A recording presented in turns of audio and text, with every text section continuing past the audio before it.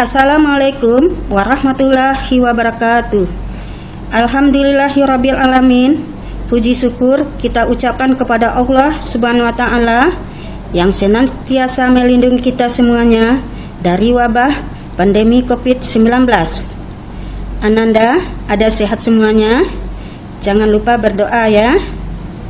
Baiklah, kita lanjutkan pembelajaran prakarya, yaitu membahas tentang pengolahan pangan hasil peternakan dan perikanan menjadi bahan setengah jadi.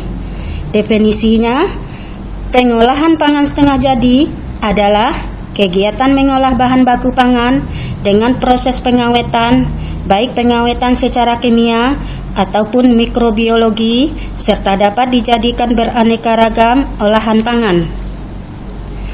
Tujuan olahan pangan setengah jadi: 1. Dapat meningkatkan kualitas. 2. Dapat memperpanjang masa simpan bahan pangan. 3. Dapat membuat bahan pangan awet untuk waktu yang lama. Contohnya, ikan, daging sapi, ayam, semuanya yang berasal dari hewani yang mudah membusuk. Jenis produk olahan pangan setengah jadi dari bahan ikan dan daging. 1. Telur asin.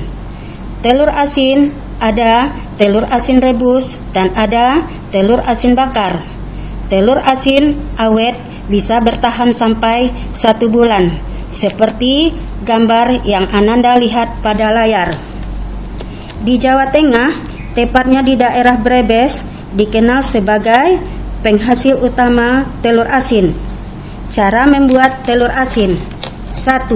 Rendam telur asin dalam air selama 2 menit. Kalau ada telur yang mengembang, buang saja.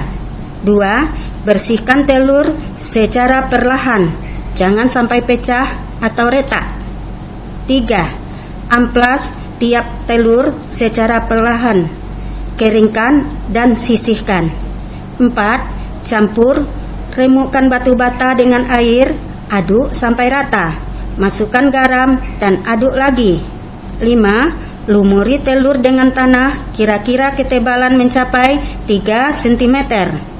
6. Masukkan telur satu persatu ke dalam ember. 7.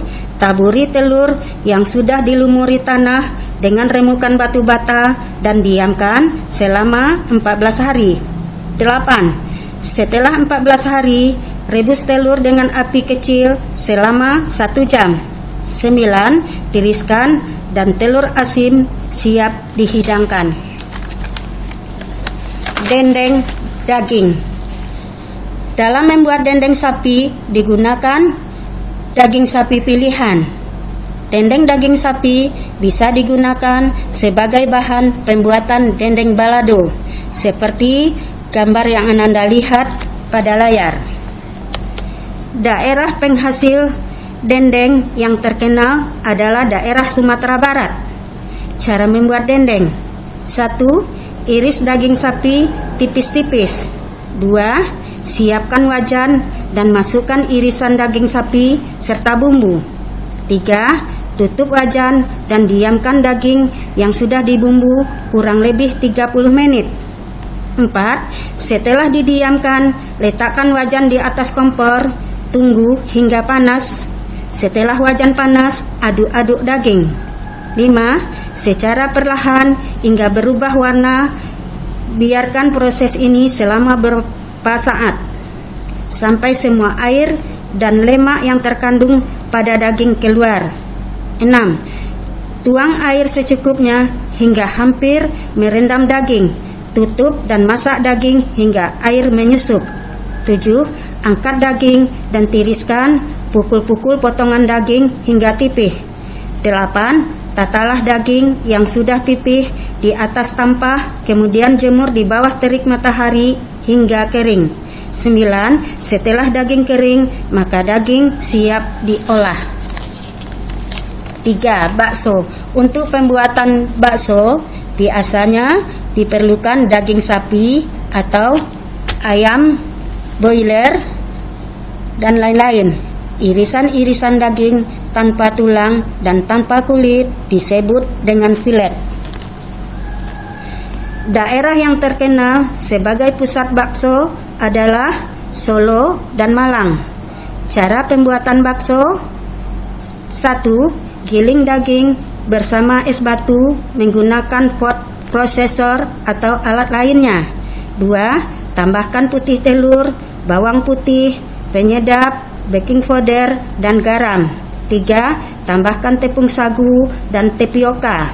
4. Bentuk bulat adonan dan masukkan ke rebusan air. 5. Setelah bakso mengembang, angkat dan tiriskan. 6. Bakso siap untuk diolah.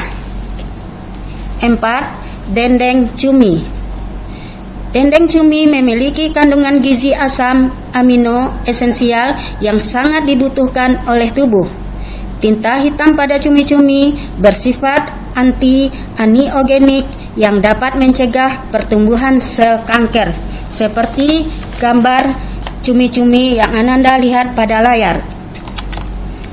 Daerah yang terkenal penghasil cumi-cumi adalah Kota Palu di Sulawesi Tengah. Sedangkan contoh gambar dendeng cumi yang ada pada layar merupakan olahan khas daerah Bali. Baiklah Ananda, cukup sekian dulu pelajaran hari ini dan jangan lupa mengerjakan tugasnya ya. Sampai bertemu pada pembelajaran berikutnya. Wassalamualaikum warahmatullahi wabarakatuh.